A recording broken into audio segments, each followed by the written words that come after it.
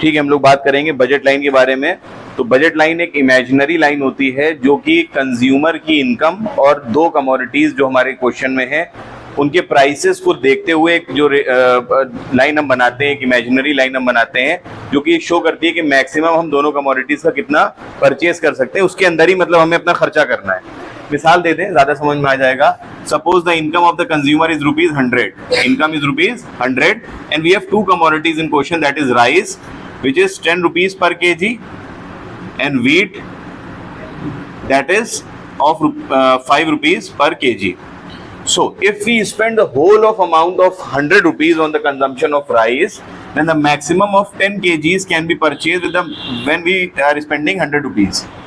Similarly, if we spend the whole of ₹100 on the consumption of wheat, then we can purchase the maximum of 20 kgs and the whole amount of ₹100 will be spent. ठीक है ना। So maximum हमारे सामने क्या चीज आ रही है कि राइस का हम 10 kg खरीद सकते हैं और व्हीट का हम 20 kg खरीद सकते हैं। So this is the maximum permissible limit that the consumer can purchase with the given income.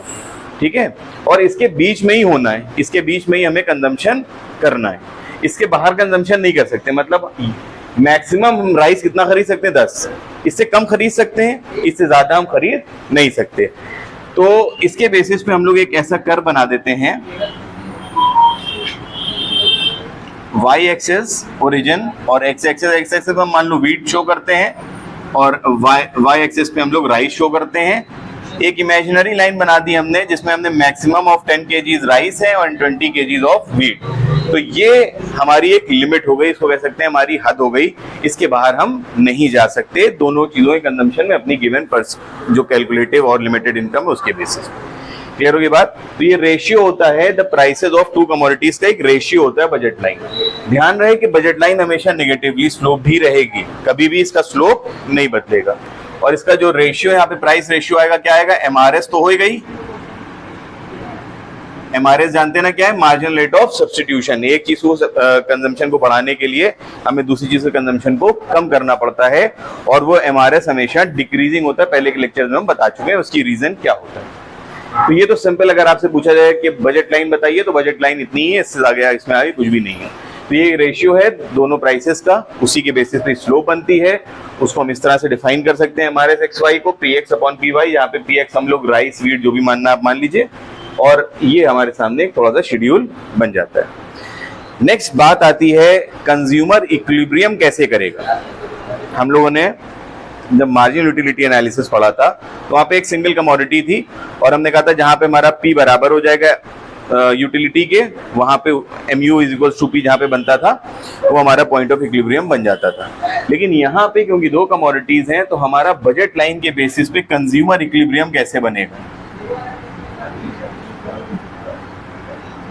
तो इसके लिए हम क्या करेंगे नाउ, पहले तो हम लोग इतना, जब एग्जाम में पूछा जाए आपसे, ध्यान एक बात रहे, एक बात हमेशा ध्यान रहे, हर पेपर का पैटर्न लिखने का अलग होता है। आप पढ़ते हैं जब भी कभी पढ़ाई कर रहे होते हैं तो कंटेंट आप अपने पास बना रहे होते हैं हमेशा, लेकिन उस कंटेंट की डिलीवरी बहुत इंपॉर्टेंट है। आप अगर मान लीजिए फॉर एग्जांपल क्लास 12 के लिए, क्लास 11 के लिए पढ़ रहे हैं तो उसका पेपर का लिखने का तरीका अलग होगा। यही चीजें जब ग्रेजुएशन में मान लीजिए या किसी चीज के एंट्रेंस में आएंगी तो वहां पे MCQ पैटर्न होगा, वहां पे भी पढ़ना यही है लेकिन लिखने का स्टाइल अलग होगा। ठीक है, इसी तरीके से अगर आप मान ली PG लेवल में, वहां पे भी ये चीज आएगी आपके सामने, लेकिन वहां पे लिखने का स्टाइल अलग होगा। तो ध्यान रहे कि पढ़ने का जो तरीका है वो आंसर देने के तरीके से मैच होना चाहिए, वरना रात दिन पढ़ते रहो और अगर पेपर का पैटर्न नहीं समझ पाए तो ये सारी पढ़ाई करना क्या हो जाएगी? फजूल, बर्बाद हो जाएगी। क्लास 12 में शायद तुमसे ना पूछा जाए कि इस एक्सेस पे क्या शो किया जा रहा है, लेकिन अगर CPT के एंट्रेंस में बैठोगे तो वहां पे एक कर्व बना देंगे और वो मिसिंग कर्व होगा, कहेंगे ये कर्व कौन सा है बताओ। तो पैटर्न समझना बहुत इंपॉर्टेंट है, पढ़ाई से ज्यादा पैटर्न समझना इंपॉर्टेंट है। ठीक है, तो आप तैयारी करते रहिए किसी भी तरह की, खूब पढ़ लिए, लेकिन पैटर्न और पेपर ने समझ पाइए तो उससे फिर नंबर आपके आ नहीं पाएंगे, ध्यान रखिएगा। तो इतना तो हमें हर हालत में समझना है कि बजट लाइन क्या, और अभी आप लोगों की जो क्लास है वो वहां पे आप लोगों को पैटर्न तो जो है वो बेसिक यहाँ पे जो बता रहे हैं यही करना है, क्योंकि इसके बाद ज्यादा इंपॉर्टेंट होता है पैटर्न समझना। और एक चीज और ध्यान रहे कि हर एक पॉइंट का जो इसको कह सकते हैं ना बेस, अब जैसे मान लो हमने ये लिखा, तो इस तरह की चीजों को ध्यान रखना कि इससे क्या होता है, तुम्हारी ये नॉलेज साबित करेगा। नंबर्स के साथ साथ नॉलेज भी इंपॉर्टेंट है ना, कभी वाइवा वगैरह होगा तो वहाँ पे छोटी छोटी बातें पूछी जाती, पूरा तुमसे कोई ये नहीं कहेगा वहाँ वाइवा में बैठ के बजट लाइन बना के दिखाओ, वहाँ पे एक छोटा सा पॉइंट पूछ लिया जाएगा, हमारे XY अपॉन PXY होता क्या भाई, स्लोप रेशियो इस तरह बता दिया जाएगा, ठीक है। तो बजट लाइन इतना बनाने के बाद आप क्या कहिएगा, नेक्स्ट फिर यही कर बनाइएगा। अभी हम यहाँ बोर्ड पे नहीं बना रहे हैं, लेकिन आपको यही बनाना पड़ेगा, फिर से करो और आप बताइएगा now we are drawing an indifference map across it. अब सवाल होता है व्हाट इज इंडिफरेंस मैप। हमने कहा था इससे पहले लेक्चर में कि हम आपको बताएंगे कि इंडिफरेंस मैप क्या होता है। इंडिफरेंस मैप ये होता है कि जहां पे मल्टीपल इंडिफरेंस कर्व बनाए जाते हैं जो कि कंज्यूमर ले सकता है, ऑप्ट कर सकता है, चूज कर सकता है, लेकिन हर इंडिफरेंस कर्व को रीच करने के लिए इनकम लेवल का अलग होना बहुत इंपॉर्टेंट है, क्योंकि एक इंडिफरेंस कर्व को एक इनकम लेवल पे ही रीच किया जा सकता है। अगर आपकी इनकम बढ़ती है तो इन दैट केस आप दूसरे इंडिफरेंस कर्व की तरफ मूव करना चाहते हैं, ध्यान रखना है।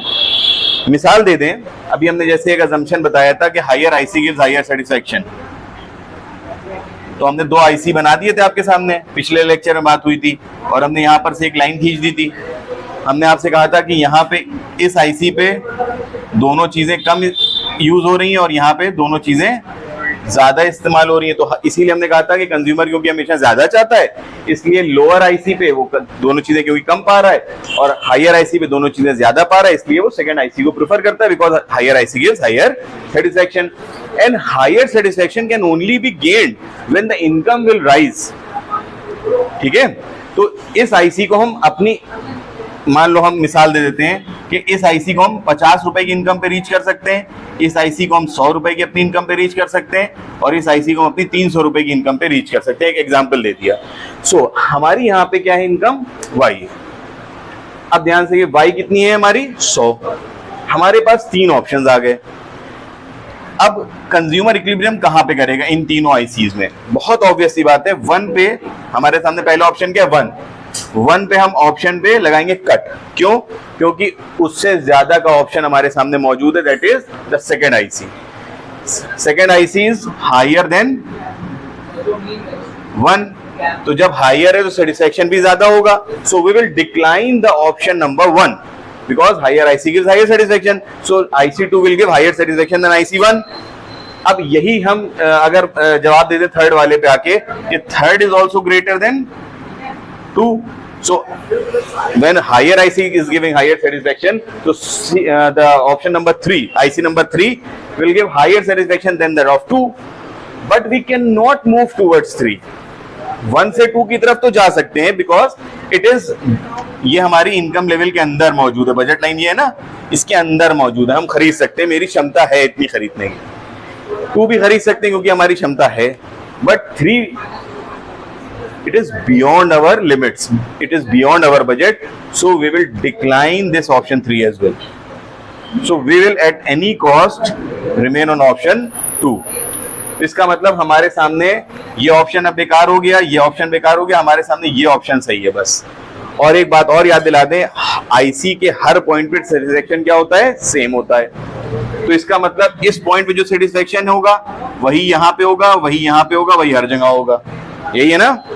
तो अब हमें IC2 पे कंजम्पशन करना है, बट कहां पे, कितना। So at the point where IC is tangent to the budget line, tangent मतलब मिल के, छू के जा रहा है, तो ये पॉइंट देखो छू के जा रहा है, इसके सामने हमने कंजम्पशन कर लिया। मान लो 5 राइस ले लिए और 10 हमने वीट ले लिए। तो अब राइस को अगर हम देखें, the distribution of our consumption expenditure is 10 रुपए पर केजी के बेसिस पे हमने 5 किलो राइस खरीद लिए। और वीट की जब हम बात करेंगे तो वीट हमने 5 रुपए पर केजी के बेसिस पे 10 किलो हमने वीट खरीद लिए। तो 50 रुपए हमने यहाँ खर्चा कर दिए और 50 रुपए हमने यहाँ खर्चा कर दिए, तो 100 रुपए खर्चा करके हमने क्या किया, 10 किलो वीट और 5 किलो राइस खरीद लिया। तो यहाँ पे क्या निकला कि बजट लाइन एक ऐसी लाइन है जो कि ये शो कर रही थी कि अपनी इनकम के बेसिस पे और कमोडिटीज के प्राइसेस के बेसिस पे what amount we can maximum purchase. और इक्विलिब्रियम क्या कहता है, कहाँ पे हम कितना एक्चुअली परचेज करेंगे। तो पॉइंट ऑफ इक्विलिब्रियम क्या हुआ, टेंजेंसी पॉइंट। और वहां पे हमने 5 किलो राइस खरीदे और 10 किलो वीट खरीदे और हमारे देखो 100 रुपए पूरे खत्म भी हो गए और हमें सेटिस्फेक्शन भी मिल गई। Am I clear? कोई दिक्कत?